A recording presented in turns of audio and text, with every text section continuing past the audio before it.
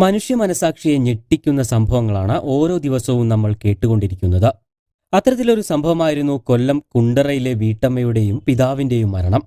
പടപ്പക്കര പുഷ്പവിലാസം വീട്ടിൽ പുഷ്പലത, പുഷ്പലതയുടെ പിതാവായ ആന്റണി എന്നിവരെയാണ് പുഷ്പലതയുടെ മകനായ അഖിൽ അതിക്രൂരമായി കൊല ചെയ്തത്.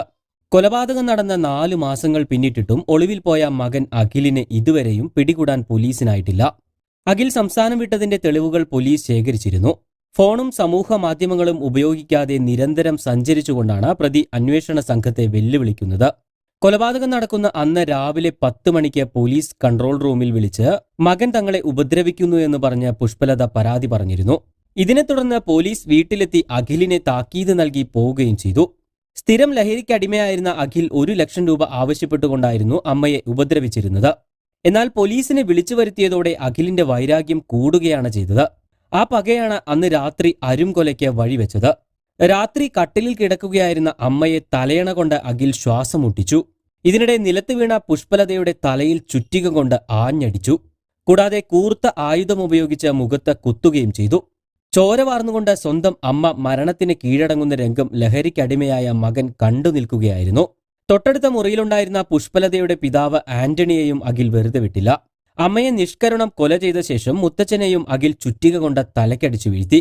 തുടർന്ന് പിറ്റേന്ന് രാവിലെ ചണ്ഡീഗഡിൽ പഠിക്കുന്ന മകൾ അഖില പുഷ്പലതയെ ഫോണിൽ വിളിച്ച് കിട്ടാത്തതിനെ തുടർന്ന് സമീപവാസിയായ ബന്ധുവിനോട് അന്വേഷിക്കാൻ പറയുകയായിരുന്നു. രാവിലെ 11:30 ബന്ധു വീട്ടിലെത്തി നോക്കിയപ്പോഴാണ് കിടപ്പുമുറിയിൽ തറയിൽ അനക്കമില്ലാതെ കിടക്കുന്ന പുഷ്പലതയെ കണ്ടത്. തൊട്ടപ്പുറത്തെ മുറിയിൽ തലയിൽ മുറിവിൽ നിന്ന് ചോരയൊലിക്കുന്ന നിലയിൽ ആന്റണിയെയും കണ്ടെത്തി. തുടർന്ന് ഇവർ ഈ വിവരം നാട്ടുകാരെയും പോലീസിനെയും അറിയിക്കുകയായിരുന്നു. ആ സമയത്ത് ജീവനുണ്ടായിരുന്ന ആന്റണിയെ ഉടൻ തന്നെ ആശുപത്രിയിൽ എത്തിച്ചുവെങ്കിലും ചികിത്സയിലിരിക്കെ മരണത്തിന് കീഴടങ്ങുകയായിരുന്നു. സംഭവത്തിനു ശേഷം പുഷ്പലതയുടെ ഫോൺ വിൽക്കാനായി മൊബൈൽ കടയിലെത്തിയ അഖിലിന്റെ ദൃശ്യങ്ങളടക്കം പോലീസ് ശേഖരിച്ചിരുന്നു. മൊബൈൽ ഫോൺ വിൽപ്പന നടത്തിയ ശേഷം പ്രതി ബസ്സിൽ കയറിപ്പോയത് മറ്റൊരു സംസ്ഥാനത്തേക്കായിരുന്നു. ഉത്തരേന്ത്യൻ സംസ്ഥാനങ്ങളിലടക്കം ഒറ്റയ്ക്ക് യാത്ര നടത്തിയുള്ള പരിചയമുണ്ടായിരുന്ന ആളായിരുന്നു പ്രതി. ഇതിനു മുൻപ് മണാലിയിൽ 45 ദിവസം അഖിൽ താമസിച്ചിട്ടുണ്ടെന്നും പോലീസ് കണ്ടെത്തിയിട്ടുണ്ട്. തുടർന്ന് 2 സംഘങ്ങളായി തിരിഞ്ഞ കുണ്ടറ പോലീസ് പല സംസ്ഥാനങ്ങളിലും അഖിലിനായി തിരച്ചിൽ ആരംഭിച്ചു. ഏറ്റവും ഒടുവിൽ ഡൽഹിയിലാണ് അഖിലിന്റെ സാന്നിധ്യം പോലീസ് സ്ഥിരീകരിച്ചത്. ഡൽഹിയിൽ ATMിൽ നിന്ന് പുഷ്പലതയുടെ ATM കാർഡ് ഉപയോഗിച്ച് പ്രതി പണം പിൻവലിച്ചിരുന്നു. സ്വന്തം ഫോൺ പോലും അഖിൽ വിൽപ്പന നടത്തിയതോടെ പ്രതിയെ കണ്ടെത്താനുള്ള പോലീസിന്റെ ശ്രമവും പരാജയപ്പെടുകയായിരുന്നു. തന്റെ അടുത്തേക്ക് അന്വേഷണം എത്താതിരിക്കാനുള്ള എല്ലാ പഴുതുകളും അടച്ചുകൊണ്ടാണ് അഖിൽ രക്ഷപ്പെട്ടിട്ടുള്ളത്. സംഭവം നടന്ന് 4 മാസങ്ങൾ പിന്നിടുമ്പോഴും ഇപ്പോഴും കേരള പോലീസ് ഇരുട്ടിൽ തപ്പുകയാണ്. കൂടുതൽ വാർത്തകൾക്കും വിശേഷങ്ങൾക്കും ചാനൽ സബ്സ്ക്രൈബ് ചെയ്യാൻ മറക്കരുത്.